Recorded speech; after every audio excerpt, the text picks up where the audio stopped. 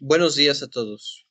En nombre del capítulo estudiantil del Instituto de Investigaciones en Materiales, les damos la bienvenida al seminario virtual perteneciente al ciclo de materiales catalíticos titulado Producción fotocatalítica de hidrógeno a partir del agua, el primer paso para lograr la fotosíntesis artificial, que será impartido por el doctor Rodolfo Zanella Especia, director e investigador titular del Instituto de Ciencias Aplicadas y Tecnología de la UNAM. Como introducción al doctor, el doctor Rodolfo Zanella Especia es ingeniero químico y maestro en ingeniería química por parte de la Universidad Nacional Autónoma de México. Es doctor en ingeniería y alta tecnología por la Universidad de París. Además, ha publicado 128 artículos en revistas indexadas y 5 capítulos de libros relacionados con la síntesis de nanocatalizadores y su uso para abatir la contaminación del aire y del agua, así como para la producción de combustibles limpios como el hidrógeno. Ha sido invitado en múltiples ocasiones como ponente o plenarista en congresos nacionales e internacionales. Ha dirigido 52 tesis de todos los niveles académicos. Es fundador y coordinador del Laboratorio Universitario de Nanotecnología Ambiental y del Grupo de Catálisis y Procesos de Superficie del ICAT. Ha sido reconocido por editoriales extranjeras y por la UNAM por el número de citas que han recibido sus trabajos publicados y que a la fecha ascienden a más de 5,000. En 2013 fue merecedor de la distinción Universidad Nacional para Jóvenes Académicos en el área de investigación en ciencias exactas. Ha sido responsable de 20 proyectos financiados por la UNAM, el CONACYT, organismos internacionales e empresas. Es el editor en jefe de Mundo Nano, revista interdisciplinaria en nanociencia y nanotecnología. Pertenece al Sistema Nacional de Investigadores en el nivel 3. Actualmente es investigador titular y director del Instituto de Ciencias Aplicadas y Tecnología de la Universidad Nacional Autónoma de México. Como indicaciones, les pedimos que por favor mantengan sus micrófonos apagados y sin más que agregar, le damos las gracias al doctor Rodolfo y le cedemos el control de la presentación. Adelante, doctor, muchas gracias. Sí, ¿qué tal? Muy buenas tardes a todos. Muchas gracias, Andrés, por la presentación. También muchas gracias por la invitación. Entonces, bueno, sí, les voy a compartir mi pantalla. Espero que ya la estén viendo. ¿Sí? ¿La ven bien? Sí la podemos ver, doctor. Muchas gracias. Sí, perfecto. Bueno, pues bienvenidos a todos. Espero que sea de interés este seminario. Como decía Andrés, a quien le agradezco mucho, también al estudiante por la invitación, voy a hablar sobre todo sobre producción catalítica o fotocatalítica de hidrógeno y al final de la plática hablaré muy brevemente de fotosíntesis artificial. Como ya se dijo, yo trabajo en el Instituto de Ciencias Aplicadas y Tecnología de la UNAM. Y bueno, como ustedes saben, pues la mayoría de las energías que utilizamos actualmente, pues ni son renovables y son muy contaminantes. Básicamente, estas energías provienen de los combustibles fósiles, de carbón, del petróleo, gas, y son básicamente contaminantes y no renovables. Tenemos a la mano otro tipo de energías que se conoce como energías alternativas, que en principio son más limpias, son sustentables y bueno, pues ahí ustedes conocen la energía eólica, solar, hidráulica, la geotérmica, la biomasa, la mareomotriz y una de esas energías pues es el hidrógeno. El hidrógeno prácticamente no se encuentra en forma libre en la naturaleza. El hidrógeno se encuentra sobre todo en la Tierra formando compuestos. El más abundante de ellos es el agua, aunque también está el gas natural y varios hidrocarburos. Bueno, en el agua, pues como ustedes pueden ver, por cada molécula de agua tenemos 2 moles, o tendríamos el equivalente a 2 moles de hidrógeno. En los hidrocarburos, bueno, por ejemplo, en el metano tenemos 4 moles de hidrógeno y conforme Conforme va aumentando la cadena del hidrocarburo, pues vamos teniendo cada vez la relación de carbono va siendo mayor respecto a la de hidrógeno. Bueno, el hidrógeno parece muy prometedor porque se quema, y lo pongo ahí entre comillas, se quema de manera ambientalmente amigable. Lo pongo entre comillas porque, bueno, la reacción es hidrógeno más oxígeno, digamos que se está oxidando para producir agua. Y en esta combustión, por así decirlo, se produce solo agua. Entonces es una energía que se puede considerar renovable y hasta ahora, bueno, todavía no es una energía totalmente competitiva, sobre todo con los combustibles fósiles, pero año con año reduce sus costos de producción y esperemos que en breve sea una energía redituable. Bueno, me gusta siempre presentar esta diapositiva. Aquí tienen la referencia de dónde viene. Y este autor dice que si analizamos la historia de la humanidad, al menos de los últimos 2000 años y previos de la humanidad, lo que vemos es que la humanidad cada vez va usando combustibles más ricos en hidrógeno y con menos carbono. Entonces, pues si vemos lo que usaba la humanidad hace 2000 años y antes como fuente de energía, pues básicamente era la madera. Luego, durante la revolución industrial, pues pasamos al uso del carbón. Bueno, pasó a la humanidad sobre todo al uso del carbón, aunque a la fecha lo seguimos utilizando, aunque actualmente utilizamos más el petróleo, algunos gases como el metano, el butano, el propano. Y si seguimos esta tendencia, al menos según este autor, pues la energía del futuro sería el hidrógeno. Bueno, para utilizar el hidrógeno, para separarlo del agua, pues tenemos que utilizar procesos catalíticos. Ustedes, me decía Andrés, que están participando en una serie de seminarios relacionados con la catálisis. Entonces, bueno, voy a explicar muy brevemente lo que es un catalizador, lo que es la catálisis. Para algunos de ustedes será algo muy evidente, para otros no, porque entiendo que el público que esté escuchando la plática es muy heterogéneo. Entonces, un catalizador, y sobre todo pensando en catálisis homogénea u heterogénea, que nos vamos a enfocar más a la heterogénea, pues es un compuesto inorgánico u organometálico.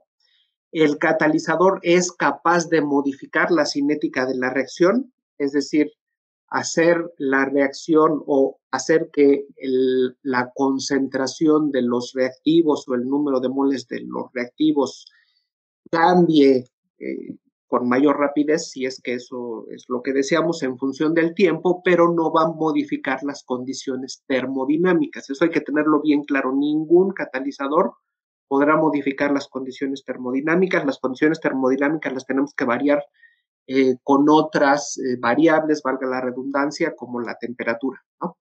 Y en principio el catalizador no es consumido durante la reacción.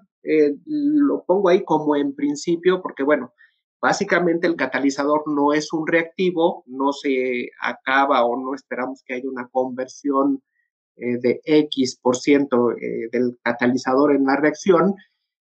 Típicamente el catalizador dura miles de millones de ciclos de reacción, y normalmente un buen catalizador puede durar años funcionando, aunque de vez en cuando hay que regenerarlo para eliminar venenos que se hayan absorbido en el catalizador, etcétera. Básicamente, como ustedes seguramente lo saben, el efecto del catalizador es disminuir esta energía. En negro aquí tienen el proceso no catalizado, y se requiere alcanzar una energía X para lograr un estado activado, que es un estado intermedio entre los reactivos y los productos. Una vez que superamos esa barrera energética, que en las reacciones no catalizadas normalmente se logra con temperatura o con presión, pues podemos obtener los productos. Y lo que hace el catalizador es y llevar la reacción por un camino alternativo que normalmente es más largo que el no catalizado, pero de menor energía. Entonces, normalmente los catalizadores heterogéneos están constituidos por una fase activa que puede ser un óxido, un sulfuro, un metal, soportado en algo, puede ser en otro óxido, puede ser en carbón, y puede o no tener un promotor que se muestra aquí como este otro compuesto, que puede tener efectos sobre la fase activa, que aquí sería la fase metálica, por ejemplo, para donar o para transferirle carga, para tener ciertos efectos geométricos que ayuden a que la reacción se dé de mejor forma, típicamente con una mayor cinética o con una mayor rapidez. Bueno, esta imagen de este libro es interesante porque dibuja un poquito cómo podríamos entender la catálisis. A lo mejor no es el mejor ejemplo, pero sí lo que podemos ver es si estuviéramos de un lado de una montaña y queremos ir del otro lado, que sería, estamos en los productos y luego los reactivos, pues hay una manera que es cruzar la montaña, ir desde bueno, subir hasta la cima de la montaña y luego bajar, o bien pasar a través de un túnel. En realidad la catálisis no es pasar a través de un túnel, sino sería más similar a rodear la gran montaña a través de colinas que estuvieran rodeando la montaña, es decir, requeriríamos una menor energía, pero sí es un camino típicamente más rápido. Y bueno, lo que tenemos normalmente pues es una secuencia de eventos, por ejemplo, aquí tienen una reacción de hidrogenación, eh, típicamente en un catalizador heterogéneo. Acuérdense que hay catalizadores heterogéneos, homogéneos, reacciones homogéneas, heterogéneas es en una sola fase, heterogénea en dos o más fases. Este sería el caso de una reacción heterogénea, entonces una reacción de hidrogenación, donde primero el hidrógeno tiene que activarse de alguna manera por medio de una absorción en un sitio activo, el hidrógeno se disocia, luego reacciona y luego se desorbe el producto que se formó para dejar otra vez el sitio activo y hacer ciclos catalíticos. Y eso es normalmente lo que pasa en catálisis heterogénea, que también algunas veces se le llama catálisis térmica, porque esa se promueve por temperatura. Y está la otra catálisis, la fotocatálisis, cuyo principio es diferente porque aquí también se utiliza un sólido, típicamente el fotocatalizador por excelencia es el óxido de titanio, y el principio de la fotocatálisis es que ese semiconductor se irradia con luz, que puede ser luz ultravioleta, luz visible, dependiendo de este eje o ancho de banda, y entonces la idea es poder excitar excitar un electrón desde la banda de valencia hasta la banda de conducción para tener un electrón disponible capaz de llevar a cabo reacciones de reducción y también un hueco positivo capaz de llevar a cabo reacciones de oxidación. Bueno, quisiera mencionar brevemente los catalizadores de oro. Ahorita voy a hablar de catalizadores de oro en fotocatálisis, pero los catalizadores de oro llamaron la atención mucho a finales del siglo pasado, después de los 80s, porque un japonés de nombre Haruta descubrió que pequeñas partículas soportadas en óxidos metálicos, como el óxido de titanio, que también es un semiconductor, presentaba primero una actividad altísima en la reacción de oxidación de CO a temperaturas incluso inferiores a la temperatura ambiente, lo cual no es común, y además presentaba un efecto en función del tamaño muy importante, esto es el decrecimiento del tamaño y la actividad hacia la reacción de oxidación de CO, y vean cómo aumenta exponencialmente.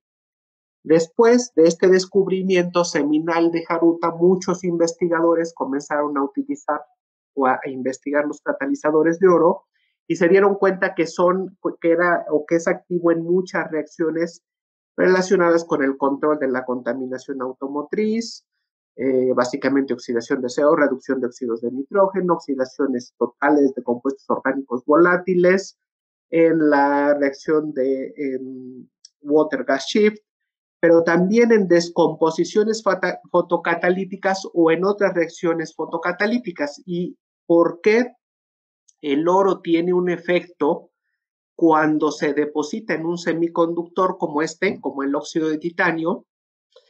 Es porque el oro puede tener un efecto de trampa de electrones o de bomba de electrones. Esto es, como les decía previamente, lo que queremos es tener separado el electrón y el hueco. Pero una vez que logramos la separación al irradiar el semiconductor con la luz, aquí no está, pero como el electrón tiene una carga negativa, el hueco tiene una carga positiva, muy fácilmente se van a recombinar y más que llevar a cabo un proceso fotocatalítico, pues se van a recombinar y no vamos a tener el efecto deseado, que sería pues la producción de hidrógeno o la degradación de compuestos orgánicos, que es la otra posibilidad, o la producción de nuevos compuestos. Entonces, lo que hace el oro, como es un conductor, pero eso se puede lograr con otros metales, incluso con óxidos, es atraer hacia sí el electrón para evitar que se recombine con el hueco. Y además, otra de las cosas que se hace en esta reacción de producción fotocatalítica de hidrógeno es utilizar algo que se llama un agente de sacrificio, que muchas veces son alcoholes, pero también pueden ser cualquier compuesto orgánico, incluso residuos de aguas residuales orgánicos, para llevar a cabo una oxidación en el hueco y evitar que el hueco se recombine con el electrón. Entonces, bueno, tenemos activado el óxido de titanio con el electrón o los electrones, los dos electrones que se requieren. Podemos llevar a cabo la ruptura de la molécula de agua y también aquí tienen la reacción que se da con el agente de sacrificio. Entonces, aquí tienen una pequeña caricatura de lo que pasaría. El agua se irradia con luz y se produce hidrógeno. Y ese hidrógeno, pues luego se puede utilizar en diferentes fuentes, entre ellas las celdas de combustible para generar electricidad y ahí tenemos la energía que requerimos y la sustitución de los combustibles fósiles. Entonces me voy a enfocar a explicarles los resultados que hemos obtenido por el depósito de algunos metales u óxidos, básicamente, aunque no solo, sobre el óxido de titanio. Entonces, como les decía, podemos tener un incremento de la fotoactividad, primero porque el oro, otros metales o incluso algunos óxidos con altas electronegatividades mejoran la separación de las cargas o del par electrón hueco. Además, si el metal presenta un plasmón de superficie, que entiendo que ya les han dado algunas pláticas sobre el plasmón, pero ahorita si quieren rápidamente lo defino, la ventaja de que el metal tenga un plasmón como el oro, la plata, el cobre, que son los más conocidos por presentar este fenómeno, es que pueden absorber la luz de más alta longitud de onda, es decir, la luz visible, lo cual no puede hacer el óxido de titanio. Bueno, sí lo puede absorber, pero no es lo suficientemente energética para lograr la separación del par electrón hueco, incrementa la dispersión de la luz y además puede transferir la energía plasmónica del metal al semiconductor, incrementando la separación de cargas, o sea, la separación del electrón hueco. Como verán, todo lo que hacemos y la base y el secreto de la fotocatálisis es mantener separados el electrón y el hueco para que estos puedan llegar a la superficie del catalizador y puedan llevarse a cabo las reacciones fotocatalíticas.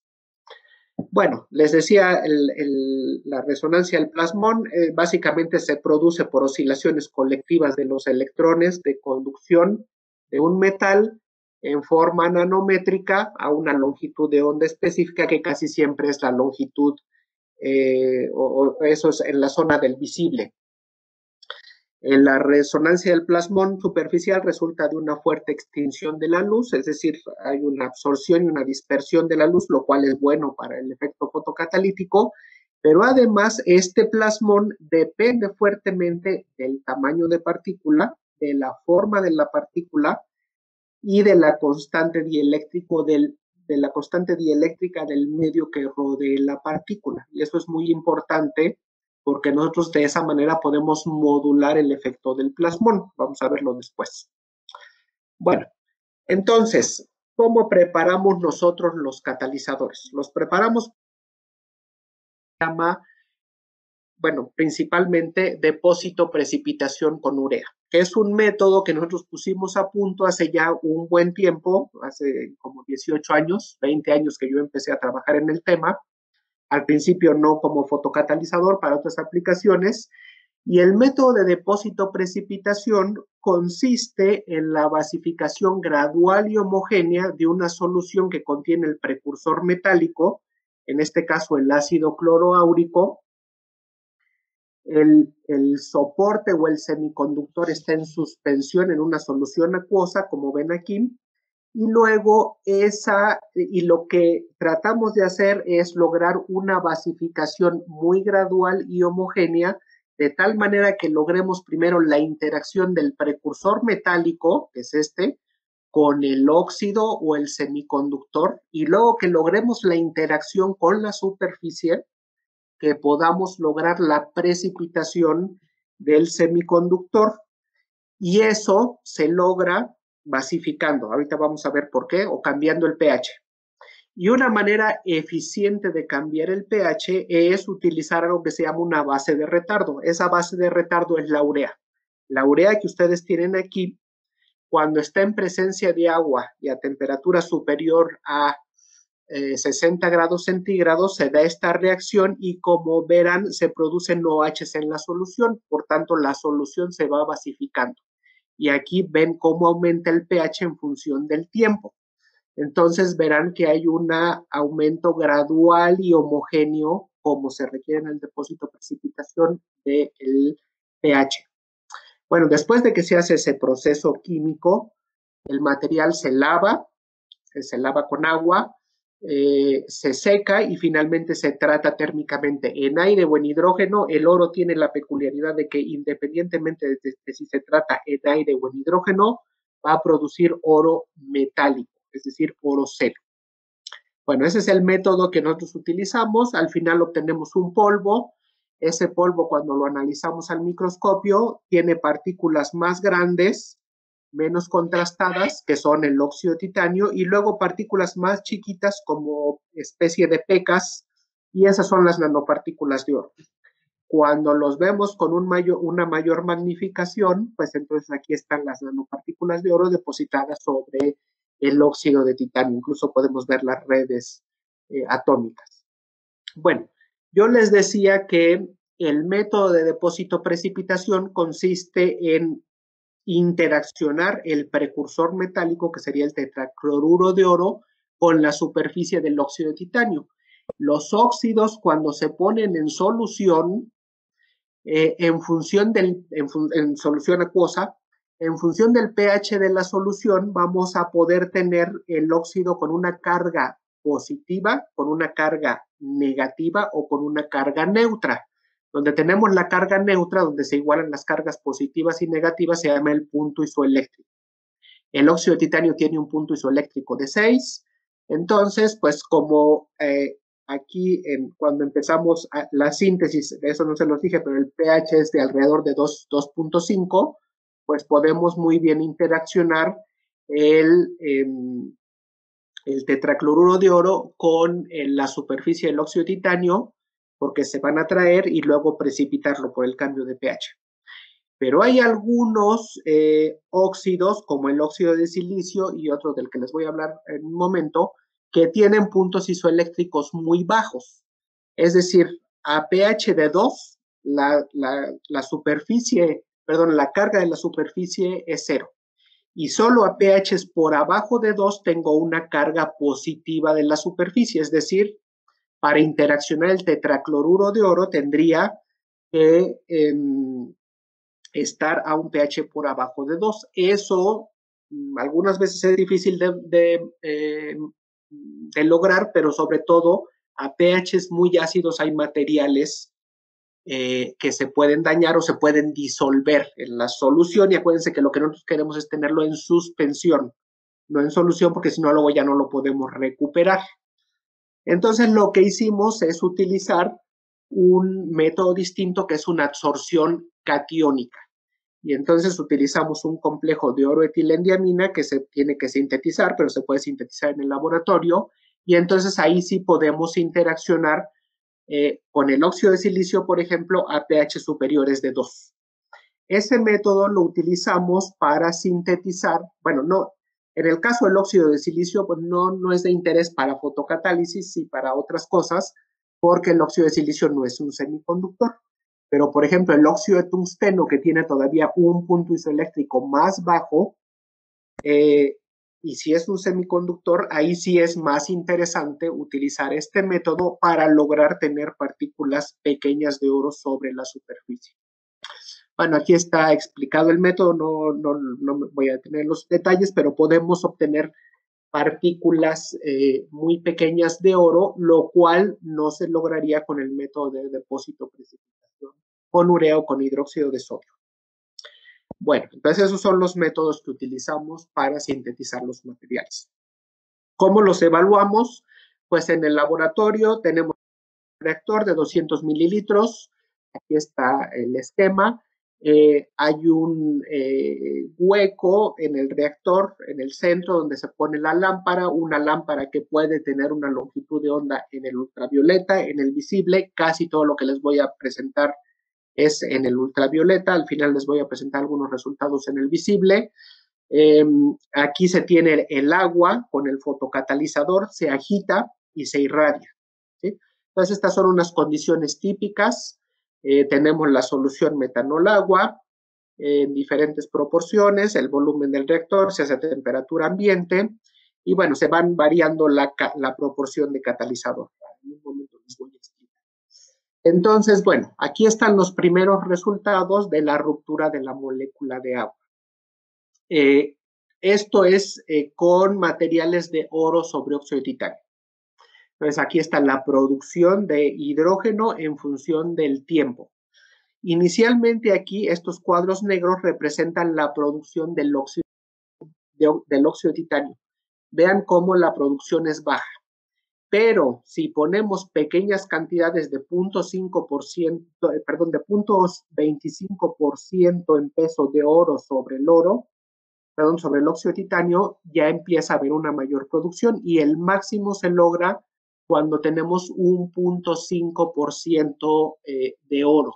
Vean cómo tenemos prácticamente, o bueno, hay un cambio, ahorita se los voy a mostrar ya numéricamente, de 2 órdenes de magnitud en la producción de hidrógeno, solo con poner una pequeña proporción de 0.5% de oro sobre el óxido de titanio. Bueno, variamos otras cosas para optimizar el sistema. Vimos que un tratamiento térmico en hidrógeno produce o logra una mayor producción de hidrógeno. También cambiamos la carga o la cantidad de catalizador por litro de agua que poníamos en el fotorreactor y vimos que una carga de aproximadamente 0.5 gramos de catalizador por litro nos da la mayor producción de hidrógeno, y también que un tratamiento térmico en aire produce eso es del fotocatalizador, o sea, del oro sobre óxido de titanio, produce más hidrógeno que si el fotocatalizador se trata en una mezcla de hidrógeno. Hay aquí 2 hidrógenos, el hidrógeno que se produce y el hidrógeno que se usa para tratar térmicamente la muestra, que son 2 cosas distintas, solo para que no se confundan con esos 2 hidrógenos. Bueno, entonces aquí les presento un pequeño resumen numérico de lo que obtuvimos. Entonces, este es lo que produce el óxido de titanio cuando está optimizado en carga. Tenemos esta cantidad, cerca de 1500 micromoles por gramo hora. Si optimizamos el tratamiento térmico, llegamos a 1800, casi 1900.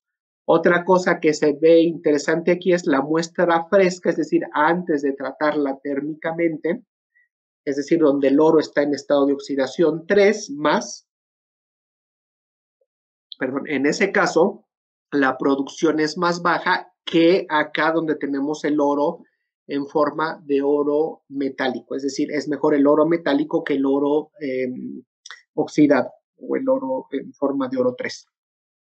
Una de las cosas interesantes que observamos en este estudio en el que tomamos una muestra y lo fuimos calentando a diferentes temperaturas para cambiar el tamaño de partícula, es que al igual que lo mostró Haruta para la oxidación de CO, hay un efecto importante en la producción de hidrógeno. Bueno, entonces aquí está la temperatura de activación. Esto que se muestra aquí es el tamaño de partícula y esta es la producción de hidrógeno. Y vean cómo cuando tenemos el tamaño más pequeño de partículas se obtiene la máxima producción de hidrógeno y cuando empieza a aumentar el tamaño disminuye la producción de hidrógeno. Es decir, hay una fuerte dependencia de la producción de hidrógeno o del efecto fotocatalítico en función del tamaño de la partícula. Es decir, aquí también hay un efecto del tamaño. Bueno, ya habiendo preparado esos catalizadores de oro monometálicos, lo que hicimos ahora fue preparar catalizadores bimetálicos. Y combinamos esos catalizadores de oro ahora con cobre, con plata, con níquel en un primer estudio y utilizamos otra vez el método de depósito-precipitación. Utilizamos ya sea una coprecipitación, es decir, al mismo tiempo se precipitaban los materiales o los precursores metálicos sobre el óxido de titanio, luego se hacía el proceso de lavado, secado y tratamiento térmico para tener el material final, o bien procesos en dos etapas, en el que primero se depositaba uno de los materiales, por ejemplo aquí el cobre, aunque pudiera ser la plata o el níquel, ese material se lavaba, se secaba y luego se utilizaba ese material o se utilizó para depositarle el oro y luego otra vez el proceso de lavado, secado y la activación en aire, porque vimos que es lo que genera la mayor actividad para obtener un material que luego caracterizamos y bueno, tenemos mezclas de oro plata, oro cobre, oro níquel. Esto lo caracterizamos primero por espectroscopía fotoelectrónica de rayos X, el famoso XPS, y vimos que como las muestras están tratadas en aire, la plata, el cobre, el níquel están en estado oxidado y el oro, como ya les había dicho, aunque se trate en aire, está en estado reducido. Analizamos esas muestras por UV visible, por espectroscopía UV visible, y bueno, aquí en espectroscopía UV visible, en esta región se ve el plasmón como el único, o la banda del plasmón, como el único metal que estaba reducido era el oro, pues solo vimos la banda del plasmón de oro. Los otros metales no mostraron una banda de plasmón. Luego, estas son las muestras bimetálicas. En esas muestras bimetálicas, en todos los casos, vimos el plasmón del oro, que es esta banda que está aquí, salvo el del óxido de titanio que no tenía oro, pero vimos cambios en la posición de la banda y también en la intensidad de la banda, y eso es una indicación de que el oro está interaccionando con algo más, porque como les decía, cuando les hablé brevemente del plasmón, este depende de la constante dieléctrica del medio, es decir, de lo que esté rodeando al oro. Y entonces eso quiere decir que hay interacción entre el oro y la plata, el oro y el cobre, el oro y el níquel. Y el objetivo era, si bien teníamos muy poco oro en el catalizador, punto 5, ver si era posible reducir la cantidad de oro. Bueno, hicimos un estudio del tamaño de partícula por microscopía electrónica, de las partículas que depositamos sobre el óxido de titanio, y aquí tienen las partículas de oro, plata, cobre y níquel monometálicas. Vean como en todos los casos el tamaño de partícula es prácticamente 2 nanómetros, casi igual que en las partículas bimetálicas, donde también prácticamente tenemos 2 nanómetros. Es decir, los efectos que veamos no van a ser efectos de tamaño, van a ser efectos de la combinación del oro con los otros metales. Y aquí tienen lo que obtuvimos en la producción de hidrógeno. Primero están los catalizadores monometálicos, de los cuales el oro sigue siendo el mejor, y luego los catalizadores bimetálicos. Y vean, aquí tenemos el oro, son las estrellitas amarillas. El oro plata no fue mejor, pero sí el oro níquel y el oro cobre. Entonces sí logramos aumentar la producción de hidrógeno, no en órdenes de magnitud, pero sí se aumenta. ¿Y eso a qué es debido? Eso es debido a que los óxidos que depositamos tienen una mayor afinidad electrónica incluso que la del oro, es decir, tiene una mayor capacidad de atraer los electrones y por tanto el electrón se estabilizó mejor, como se los voy a mostrar en un momentito, y eso permitió que se llevara a cabo de mejor manera el proceso fotocatalítico. Bueno, aquí está un resumen de lo que obtuvimos. Básicamente, pues el oro, aquí como cambiaron un poquito las condiciones de prueba, cambia un poco la cantidad de micromoles obtenidos de hidrógeno, pero esta es lo que obtenemos en esas condiciones y vean cómo pues no doblamos la cantidad, pero sí se aumenta considerablemente cuando se tiene una combinación oro-cobre. Y vean cómo aquí teníamos aproximadamente 0.5% en peso de oro y aquí en estos materiales bimetálicos teníamos una proporción cercana a 0.5%, pero metálico. Es decir, sí logramos reducir ligeramente la cantidad de oro en el material. Bueno, el mejor catalizador o el mejor fotocatalizador fue la combinación oro-cobre. Ese material nosotros lo hemos analizado, es oro-cobre tratado en aire y sabemos por diferentes técnicas por las que hemos caracterizado ese material que hay una interacción entre el oro y el cobre. Entonces, pues se forman estructuras similares a estas, el óxido de titanio, el cobre que puede estar en interacción con el óxido de titanio o incluso puede estar formando islotes sobre la partícula del oro, pero hay interacción oro-cobre y eso lo que nos permite, como les decía, es estabilizar más el electrón para que esté disponible y pueda reaccionar para formar o para llevar a cabo la reacción de ruptura de la molécula de agua y producir el hidrógeno. Sí, entonces, donde tenemos mayores afinidades electrónicas, en el cobre, en el níquel, tenemos mayores actividades. Perdón. Bueno, eso es respecto a estos sistemas. Luego, preparamos otra serie de sistemas, ahora oro paladio, oro níquel, oro cobalto, pero en este caso sustituimos para el paladio, para el níquel y el cobalto o cambiamos el método de preparación. En este caso utilizamos un método muy común y muy simple de preparación de catalizadores que se llama impregnación y consiste simplemente en gotear una solución de la sal, típicamente un nitrato, en el óxido de titanio y luego dejar que eso se impregne o moje el óxido de titanio y ya simplemente hacer un secado y una activación en hidrógeno. Ese es un método más sencillo que el depósito precipitación con urea, que no se usa para el oro, porque cuando se usa este método para el oro, hay una gran cantidad de cloros o cloruros remanentes y esos cloruros remanentes funcionan como venenos catalíticos y entonces se obtienen partículas grandes y además el catalizador está envenenado y no tiene buena actividad. Pero ese problema no lo tenemos con muchos otros metales, entonces por eso simplificamos el método de preparación y ya después que teníamos depositado cualquiera de esos tres metales, luego sí hicimos el depósito de precipitación con urea para obtener otra vez un material que se activó en aire. Bueno, entonces aquí les muestro los resultados que obtuvimos en cuanto a producción de hidrógeno. Aquí los valores cambian un poco porque la normalización se hizo de manera distinta. Se hizo por mol de metal y por eso cambian aquí los valores, pero sí se pueden comparar. Ahorita les voy a mostrar en las mismas unidades que se los había mostrado antes. Bueno, están los catalizadores monometálicos.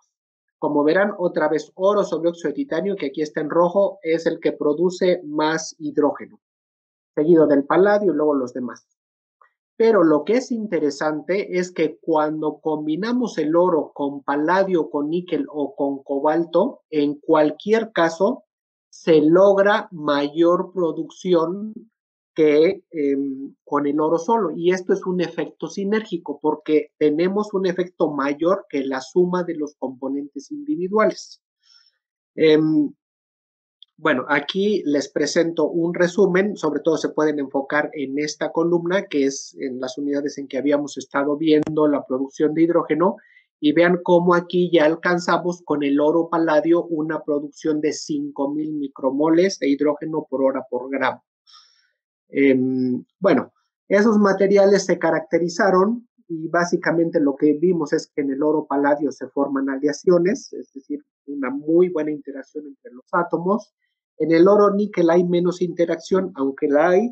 En el oro cobalto también hay interacción y sobre todo lo que observamos es que tanto el níquel como el cobalto están en forma de óxidos, mientras que el oro y el paladio están en forma de metales. Todo eso tiene ciertas implicaciones que en este momento no se las podría explicar en la producción de hidrógeno, pero bueno, quédense por favor con esa idea de cuáles son las fases que obtuvimos. Esos materiales se caracterizaron por una técnica que se llama fotoluminiscencia y esta técnica en específico para estos materiales nos puede dar información sobre la recombinación del par electrón hueco. Y esa recombinación del par electrón hueco está relacionada con la intensidad que tengamos de la señal. Una mayor intensidad quiere decir una mayor recombinación. Entonces vean cómo en el óxido de titanio hay una recombinación importante que disminuye en el caso del oro, pero que todavía se ve mucho más disminuido en el caso del oro paladio y del oro níquel, que son los materiales más activos fotocatalíticamente. Entonces esa sería la explicación de por qué tenemos mayores producciones de hidrógeno, es decir, mayores actividades, porque logramos por esas combinaciones que haya una mucho menor combinación del par electrón hueco. Bueno, se hicieron ciclos catalíticos para ver qué tan estables son los materiales, porque en un catalizador se requiere actividad, pero también se requiere estabilidad, porque se quieren hacer muchos ciclos de reacción. El oro fue relativamente estable, el oro sobre óxido de titanio. El oro paladio al principio sufre una pequeña desactivación, pero luego se mantiene relativamente estable. Y el oro níquel y el oro cobalto fueron un poco menos estables. Pero el oro paladio sí es muy estable y después de varios ciclos es mucho más activo que el oro. Bueno, nosotros hubiéramos querido que fuera mucho más activo el oro cobalto, por ejemplo, porque el cobalto es un material más barato, más abundante que el paladio, pero bueno, pues así es, eso es lo que se obtiene. Bueno, también hemos trabajado con otros semiconductores, por ejemplo, el óxido de tungsteno, y ahí también hemos depositado nanopartículas de oro sobre el óxido de tungsteno. El óxido de tungsteno tiene la ventaja sobre el óxido de titanio que puede activarse con luz visible. Si bien estos resultados todavía no son con luz visible, sí vemos que en el ultravioleta, si bien tenemos, por ejemplo, el óxido de tungsteno es más activo que el óxido de titanio, en realidad las producciones que se obtienen en el oro óxido de tungsteno no son mayores que las que se obtienen en oro sobre óxido de titanio, pero sí tenemos un material estable en varios ciclos de reacción. Otra aproximación que hemos seguido o que hemos estudiado es la formación de heterouniones, es decir, ya no tener solo un semiconductor, sino una heterounión entre dos semiconductores. En este caso, el óxido de titanio, óxido de tungsteno. Como les decía, el óxido de tungsteno o de wolframio, como lo quieran llamar, tiene un ancho de banda de 2.8, por lo que puede absorber luz hasta longitudes de onda de 480 nanómetros, es decir, ya está en el visible. Pero además, al combinarse con el óxido de titanio, tiene una serie de ventajas que han sido reportadas en la literatura. Tiene un potencial de banda de conducción adecuada, el óxido de tungsteno, y puede actuar como trampa de los electrones fotoexcitados del óxido de titanio. También los huecos fotogenerados en la banda de valencia del óxido de tungsteno se mueven y se acumulan en la banda de valencia del óxido de titanio, También podemos tener una mayor eficiencia en la separación de cargas, por lo que les decía acá, para que se pueda llevar a cabo la reacción. Y finalmente, esta mezcla presenta una alta acidez superficial, lo que permite que se absorba mejor ciertos grupos hidroxilo, como los del alcohol, que les recuerdo que nosotros necesitamos utilizar el alcohol como agente de sacrificio. Esta heterounión que se ha reportado en la literatura es interesante. Nosotros también la modificamos, en este caso no con oro, pero sí con cobre o con paladio. Este es sobre todo el trabajo de David Ramírez y de otros autores que están aquí nombrados. Y bueno, vimos cuál es el efecto de esta combinación. Eh, Primero, en los niveles energéticos. A través de estudios fotoelectroquímicos, vimos que, bueno, se puede lograr una mayor electronegatividad al depositar las partículas, incluso al combinar el óxido de titanio, óxido de tungsteno, lo que significa que los electrones fotogenerados tendrán una mayor capacidad reductora, sobre todo aquí, por ejemplo, cuando modificamos con óxido de paladio, y tendrán un mayor potencial para llevar a cabo la ruptura de la molécula de agua. En estas condiciones, para llevar a cabo la ruptura de la molécula de agua, el potencial para la evolución del hidrógeno es de menos 0.62 volts. Entonces verán que cualquiera de estos materiales lo puede lograr, pero ya cuando los tenemos modificados con paladio, lo puede lograr mucho mejor. Bueno, aquí el método de síntesis fue un poquito diferente. Primero se utilizó una resina. Esa resina se le pasó ácido clorhídrico concentrado durante toda una noche para intercambiar los iones sodio que tenía la resina por iones hidrógeno o por hidrógeno. Luego la resina se lava para eliminar el ácido clorhídrico, los residuos de cloro que queden en la resina, y posteriormente se pasa una solución de tungstato de sodio o tungstato sódico para hacer reaccionar el sodio o intercambiar el sodio del tungstato sódico con el hidrógeno o los iones de H que estaban absorbidos en la membrana. Y de esa forma se forma un precipitado amarillo que es el ácido wolfrámico, que después de que se seca y se trata en aire, podemos obtener el óxido de tungsteno. Y ese óxido de tungsteno, después, sobre ese óxido de tungsteno, se realiza un proceso Sol-Gel, que es un proceso muy conocido de síntesis de óxido de titanio. Solo se usa una carga de 6% de óxido de tungsteno. Y después de que se hace el proceso de hidrólisis, que es básicamente el proceso Sol-Gel, se obtiene una interacción fuerte entre el óxido de titanio y el óxido de tungsteno, que es lo que requerimos para que se den esos efectos que les contaba en las diapositivas previas. Entonces tenemos una buena interacción entre el óxido de titanio y el óxido de tungsteno para lograr la heterounión. Bueno, esos materiales se caracterizaron. El ancho de banda no varió significativamente respecto al óxido de titanio, que es de 2.3, perdón, de 3.2, porque la cantidad de óxido de tungsteno, como les dije, es baja del solo 6%. Hubo cambios en el área específica del material, y estas son las cantidades de metal que tenían, que como ven, de cobre y de paladio, están cercanas al 0.5%.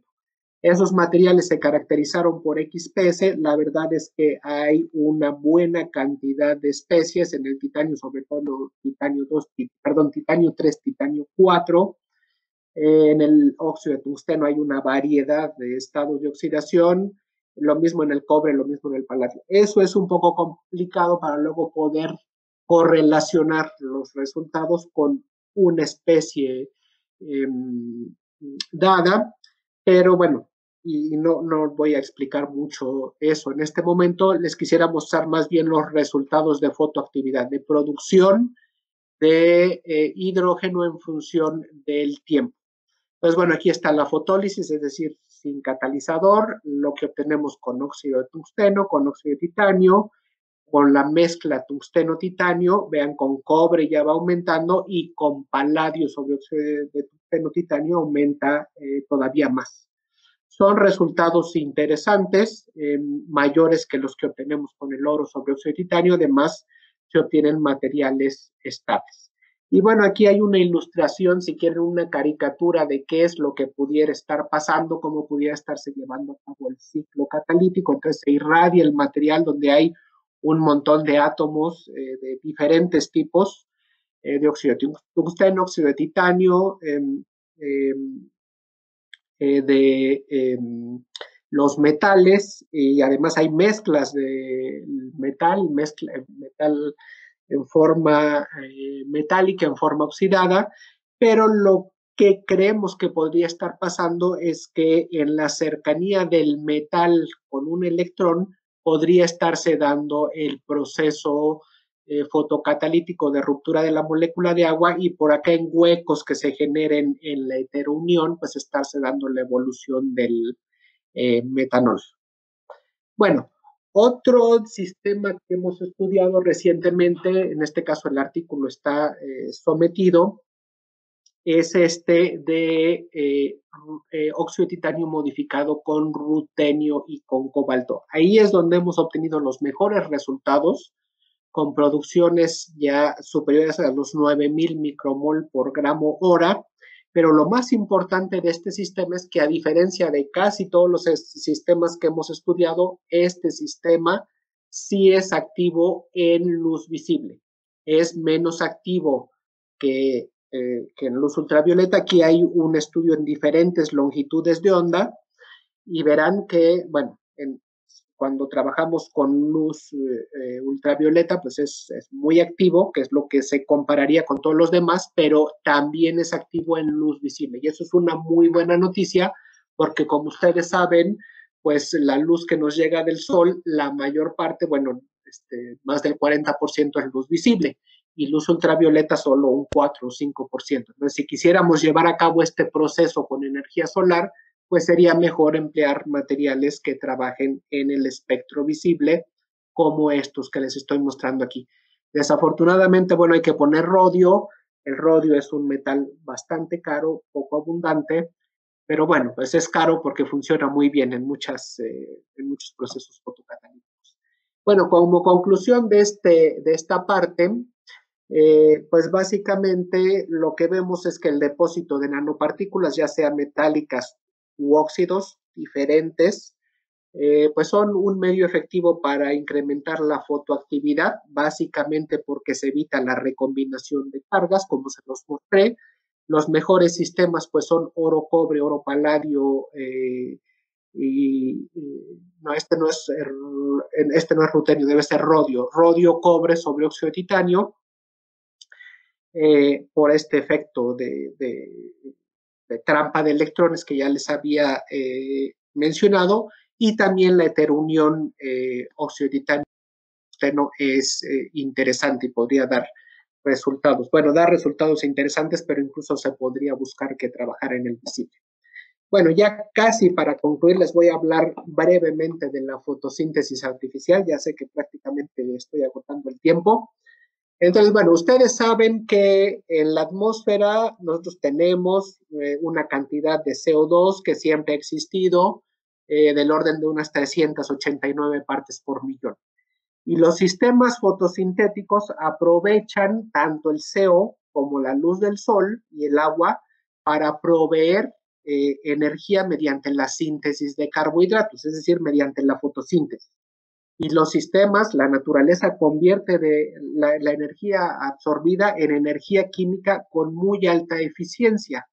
Eso mediante el ciclo de Kelvin, de Kelvin, es muy conocido en biología, y es el ciclo por el cual las plantas transforman el CO2, esencia de agua y de luz, en azúcares o hidrocarburos, ¿no? Pues básicamente es agua, CO2, energía solar, y se forman los azúcares, los hidrocarburos. Entonces hay un proceso de colección de luz, difusión y una conversión. Las plantas lo hacen de manera muy eficiente. Y bueno, ahora nosotros en el laboratorio, nosotros y muchos investigadores en el mundo, estamos tratando de hacer eso, pero de manera artificial. Por eso se llama fotosíntesis artificial, incluso se ilustra así como una hojita artificial y también se le llama la hoja artificial. Y bueno, el proceso consiste en romper la molécula, como ya les expliqué, para generar hidrógeno, luego de alguna manera atrapar CO2, hay métodos para absorber CO2, seguramente ya por ahí les he platicado, en materiales, y luego en presencia de luz hacer la reacción simultánea de la ruptura de la molécula de agua para generar hidrógeno para que reaccione con CO2 y produzca combustibles, básicamente metano. Para eso, bueno, se necesitan estructuras porosas, son sólidos, como los que ya les mencioné, en las que se absorbe el CO2, se absorbe el agua, se activan de alguna manera en sus poros y se da un proceso de colección de luz, difusión, absorción y finalmente conversión para obtener pues moléculas sencillas. Desde luego no vamos a obtener ni los azúcares ni los carbohidratos que obtienen las plantas, que son procesos muy sofisticados, evolucionados por millones de años, sino lo que nosotros aspiramos a obtener es metano. Si obtenemos metano, tenemos la ventaja de que ese metano después se puede quemar en forma de gas natural, como lo usan en las estufas de sus casas o como se puede utilizar en los automóviles para hacer una combustión, pero la ventaja es que el CO2, el balance de CO2 es cero porque el mismo CO2 que se utilizó para generar el metano es el que se estaría utilizando o se estaría generando por la quema de ese metano, suponiendo que el proceso fuera 100% eficiente, que desde luego no lo es. Bueno, entonces eso es lo que se llama fotosíntesis artificial. Pareciera una cosa sencilla, agua que se rompe y produce hidrógeno y reacciona con CO2 para formar metano. Sin embargo, no es un proceso nada sencillo. Y eso es básicamente porque hay dificultades termodinámicas y dificultades cinéticas en las dos reacciones. Es decir, el hidrógeno prefiere estar en forma de agua y el CO2 prefiere estar en forma de CO2 y no en forma de metano. Entonces, entre las cuestiones termodinámicas que tenemos, los dos procesos, el de ruptura de agua, el delta G o el delta de la energía libre de Gibbs es de 237 kilojoule por mol positivo, lo que implica que tenemos una constante de equilibrio muy baja. Es decir, el proceso está desfavorecido termodinámicamente y más aún el proceso de reducción del CO2, de reducción a metano, porque todavía tenemos un delta G más grande, por tanto, y positivo, por tanto, una constante de equilibrio más baja. Es decir, a temperatura ambiente, que es como queremos llevar a cabo el proceso, que es como lo llevan a cabo las plantas, estamos en la zona reversible de la reacción, es decir, no podemos alcanzar un 100% de conversión. La extensión máxima de la reacción no está en la zona irreversible, donde se alcanzan conversiones totales. Luego, ambas reacciones se deben de realizar de manera simultánea, lo cual no es sencillo, porque los catalizadores que funcionan para una no necesariamente funcionan para otra y las condiciones de una para llevar a cabo una reacción no necesariamente son las mejores para llevar a cabo la otra. Luego, la transformación de CO2 en un hidrocarburo, en metano, por ejemplo, requiere de 8 electrones para llevar a cabo, para reducir el CO2 a metano. Y tener 8 electrones disponibles por cada molécula que vamos a convertir no es nada sencillo, porque esos 8 electrones los tendría que estar donando el catalizador o el fotocatalizador, dependiendo cómo se esté llevando a cabo la reacción. Por las limitaciones cinéticas y termodinámicas que se tienen en el sistema, casi siempre se obtienen conversiones muy bajas, incluso menores del 1%. Y en aplicaciones comerciales, para que tuviéramos un proceso que fuera eficiente económicamente o económicamente viable, tendríamos que tener conversiones de energía solar de entre 5 y 10%. Y sobre todo, para eso se requiere utilizar efectivamente la luz visible y el infrarrojo cercano, pero la mayoría de los semiconductores pues no lo logran. Y luego también hay muchos semiconductores que tienen el problema de las posiciones de la banda de conducción y la banda de valencia que no se encuentran en el rango adecuado para llevar a cabo las reacciones, porque ambas requieren un potencial específico o una separación de las bandas que no siempre se logra en todos los materiales. Y aquí les puse 3 puntitos más porque hay otros problemas. Pueden leer este artículo de Mundo Nano y ahí verán más información. Bueno, ya solo para terminar, y como les estoy hablando de Mundo Nano, quisiera terminar invitándolos a que visiten el portal y que vean la revista Mundo Nano, del que ya les hablaron brevemente o lo mencionaron al principio. Esta es una revista que, como todas, pues trata de diseminar los avances y resultados del quehacer científico y humanístico en las áreas de nanociencia y nanotecnología, es decir, áreas muy relacionadas con los materiales. Es una revista coeditada entre el ICAT, el CEICH y el CENIN.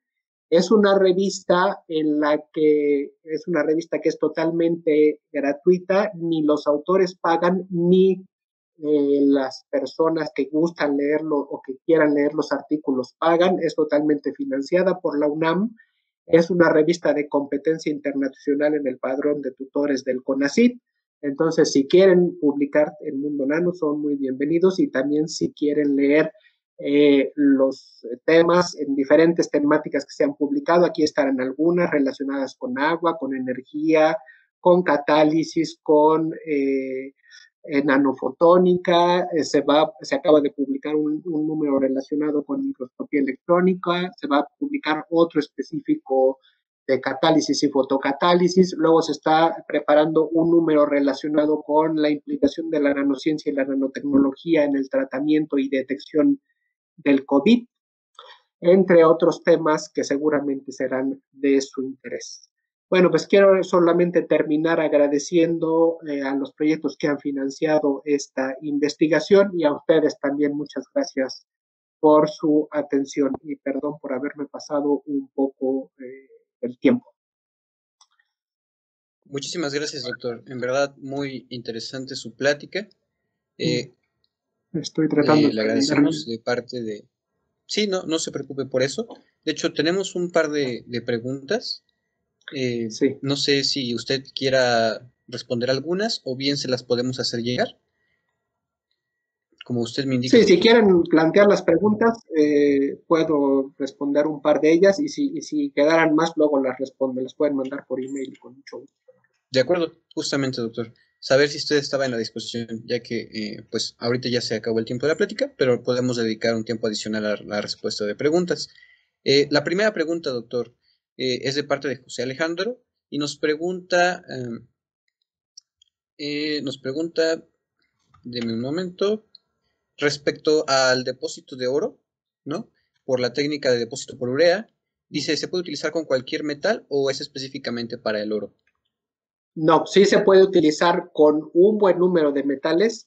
Como les explicaba ahí, hay que ver los equilibrios químicos que se dan entre el soporte o el semiconductor, el óxido, y el precursor metálico.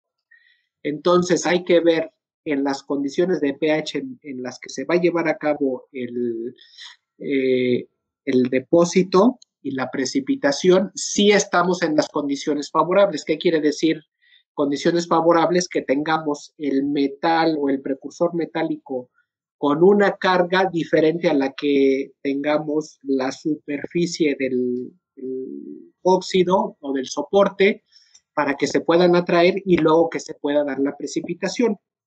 Entonces nosotros lo hemos utilizado para un buen número de metales, para diferentes soportes. Sí se puede utilizar, aunque no para todos. Hay algunas limitaciones, y sobre todo hay limitaciones en los óxidos. Si el óxido está por debajo de un punto isoeléctrico de 3.5, hay problemas. Para los Para los metales lo hemos utilizado pues con varios transicionales y funciona bien. Entonces, yo no les puedo decir que para todos, porque no lo hemos probado para todos, pero sí les puedo decir con cobalto, níquel, paladio, platino, rodio, rutenio, oro, plata, cobre, con todos esos funciona bien. Si quisieran saber de uno específico, si lo quieren preguntar y si lo hemos probado, les diré. Hasta ahora no hemos encontrado un metal con el que no funcione. Sí hemos encontrado combinaciones, por ejemplo, plata-urea que no funciona porque la plata forma complejos muy solubles con con los productos de descomposición de la urea y eso genera que no presente, pero eso lo podemos resolver utilizando hidróxido de sodio. Eso De sería acuerdo, la doctor. respuesta. Sí, adelante. ¿Preguntan en particular el cromo? El cromo no lo hemos utilizado, habría que probar, pero en principio sí se debería de poder utilizar. Claro, teniendo precauciones por la alta toxicidad que tiene el cromo, pero en principio se debe poder utilizar. No lo De hemos acuerdo, empleado doctor. nosotros. Sí, doctor. De hecho, parece que tenemos muchas preguntas. Eh, mm, ¿Usted tiene algún inconveniente en que les demos a estos participantes su correo electrónico para que ellos puedan contactarse con usted? No, Ya no, que no. creo que tenemos tiempo para otra pregunta, doctor. Sí, sí. Jorge también nos pregunta, ¿cómo podemos llevar esta reacción de fotosíntesis artificial hacia un hidrocarburo específico? Entiendo que usted nos platicó para metano, pero ¿es posible enfocarlo a un hidrocarburo un poco más complejo? Sí, en realidad no lo sabemos todavía. Las pruebas que se han hecho, lo que se ha reportado en la literatura, básicamente lo que se obtiene es metano, de repente un poco de etano, pudiera hasta ser propano, aunque también algunas veces se obtiene formaldehído, se puede obtener CO. Entonces, ¿cómo orientarlo? Tenemos problemas incluso para hacerlo adecuadamente para un solo complejo. Orientarlo, perdón, para un solo compuesto, que es el metano. Luego orientarlo específicamente a otro compuesto, al que quieran, a un hidrocarburo, yo no dudo que se pueda hacer. La situación es que no hemos avanzado lo suficiente en el estudio de los materiales y creo que ahí es donde pues todos los chicos que están estudiando ahora la licenciatura, la maestría, el doctorado en materiales y los no tan chicos, los investigadores, en un campo amplio de estudio para desarrollar materiales, para entender el proceso y para saber cuáles son los requerimientos que tendríamos para llevar a cabo las reacciones de manera simultánea y sobre todo para dirigir la reacción hacia algo específico. No es evidente, no es sencillo por todo lo que les comenté, pero había muchas reacciones que no eran evidentes ni sencillas cuando se trató de desarrollar los catalizadores para el mofle catalítico, pues era muy complejo llevar a cabo reacciones de oxidación y reducción simultáneamente. Pero pues se investigó durante muchos años a lo largo del mundo, muchos investigadores compartieron sus descubrimientos hasta que por fin se descubrió que había un material que era el óxido de serio, que podía donar sus oxígenos y luego recuperarlo en ciertas condiciones del proceso de combustión del motor y podía darse simultáneamente el proceso de oxidación y de reducción, algo que parecía muy complejo, ¿no? Entonces, yo les puedo decir cómo se pueda en este momento dirigir hacia el etano, hacia el propano, hacia el butano o hacia el metanol, pues no lo sé, pero no dudo que se pueda hacer siempre y cuando se trabaje suficientemente en los materiales. Perfecto, Ahí doctor. tienen un Muchas gracias. campo muy amplio de estudio todos ustedes. Perfecto, doctor. Muchas gracias. Tenemos otra pregunta. Primero agradece el participante la excelente plática que nos ha dado. Y respecto a la producción de hidrógeno, en este caso, eh, nos pregunta cómo podemos utilizar este hidrógeno producido en aplicaciones comerciales y si usted tiene algún estimado del tiempo en el cual un producto se pueda sacar al mercado y que esté basado en su investigación Además del almacenamiento del hidrógeno, pregunta si hay algún otro problema en la implementación de esta tecnología. Sí, bueno, la primera pregunta, que era en la que estaba pensando, ¿cuál era? Perdón, ¿me la podrías repetir? Claro que sí, doctor. ¿Cómo podemos aplicar el hidrógeno en Sí. aplicaciones comerciales? Sí, como les mencionaba por ahí, a lo mejor se les pasó, pero les mostré una pequeña animación de la celda de combustible. Entonces, la aplicación más cercana donde ya se aplica, incluso hay autos que funcionan ya con hidrógeno, aunque todavía no está bien desarrollado, pero en Japón ya los hay, es a través de una celda o una pila de combustible, ¿no? Entonces, una reacción electroquímica entre el hidrógeno y el oxígeno se produce electricidad y ya teniendo electricidad, pues se puede hacer lo que ustedes quieran, ¿no? Ya saben todas las aplicaciones de la electricidad, ¿no? Entonces esa sería la manera. Luego, sí, el hidrógeno tiene toda una serie de inconvenientes, desde que es muy explosivo, y entonces pues la idea no sería traer en un automóvil un tanque con hidrógeno. Primero porque es explosivo, pero segundo porque es muy poco denso. Entonces requeriríamos un tanque de un volumen enorme, casi del tamaño del coche, para tener la energía equivalente a la de un tanque de gasolina. Entonces la idea es que el hidrógeno se vaya generando conforme se va necesitando a partir de la molécula de agua, o podría ser a partir de un hidrocarburo. Ahí puede haber cierta ganancia si el proceso está bien diseñado. Entonces, la idea es generar simultáneamente con este tipo de reacciones el hidrógeno que se requiera. Luego, el almacenamiento, pues sí, también hay materiales que almacenen el hidrógeno. Ese no es un campo en el que yo esté estudiando y por tanto ahí yo no podría abundar demasiado, pero sí lo hay. Hay materiales que pueden dimisorber el hidrógeno y luego en ciertas condiciones desorberlo para más bien fisisorber y luego desorberlo para poder pues, utilizarlo, ¿no? En los automóviles. Y no sé si había una pregunta adicional al final. Le preguntan en particular su investigación, ¿cuándo podría transitar a un producto comercial? Sí, bueno, mi investigación como tal, en realidad nosotros no estamos buscando llegar a una aplicación comercial. Nosotros hacemos una investigación que es una investigación universitaria. Ustedes saben, la UNAM en principio no busca como tal aplicar o generar productos que luego se puedan vender porque esa no es su función. Eh, nuestra, lo que nosotros hacemos es investigar y dar a conocer lo que nosotros investigamos para que quien lo requiera, pues lo utilizar, y si alguno de nuestros estudiantes quiere después iniciar un startup y luego eh, utilizar eso que está generando, desde luego es totalmente válido. Aplicaciones con hidrógeno ya hay, ya hay. Lo que estamos tratando es de mejorar los materiales que pueden producir el hidrógeno. Ahora, ¿cuánto tiempo? Que también entendí que era como la pregunta, ¿cuánto tiempo se toma un desarrollo desde la descubrimiento seminal o inicial hasta que llega al mercado? Es variable, pero normalmente es un tiempo muy largo. No sé si ustedes siguieron, por ejemplo, el desarrollo de los LED.